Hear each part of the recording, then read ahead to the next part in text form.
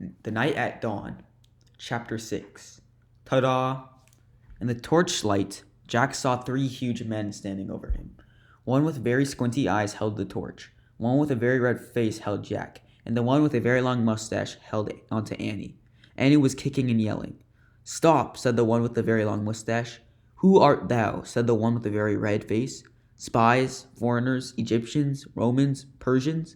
said the squinty-eyed one. "No, you dummies," said Annie. "Oh, brother," Jack muttered. "Arrest them," said Redface. "The dungeon," said Squinty Eyes. The guards marched Jack and Annie out of the armory. Jack looked back frantically. Where was his backpack? "Go," said a guard, giving him a push. Jack went. Down they marched. Down the long, dark hallway. Squinty, Annie, Mustache, Jack, and Red. Down a narrow, winding staircase, Jack heard Annie shouting at the guards. "Dummies, meanies, we didn't do anything." The guards laughed. They didn't take her seriously at all. At the bottom of the stairs was a big iron door with a bar across it. Squinty pushed the bar off the door. Then he shoved at the door.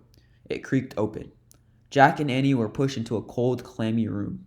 The fiery torch lit the dungeon. There were chains hanging from the filthy walls. Water dripped from the ceiling, making puddles on the stone floor. It was the creepiest place Jack had ever seen.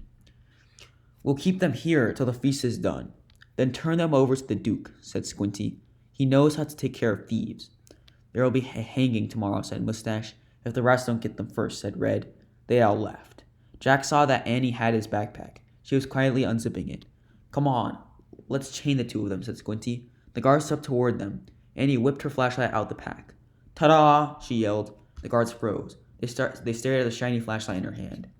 Annie switched the light on. The guards gasped in fear. They jumped back against the wall. Squinty dropped the torch. It fell into a dirty puddle on the floor, sputtered, and went out.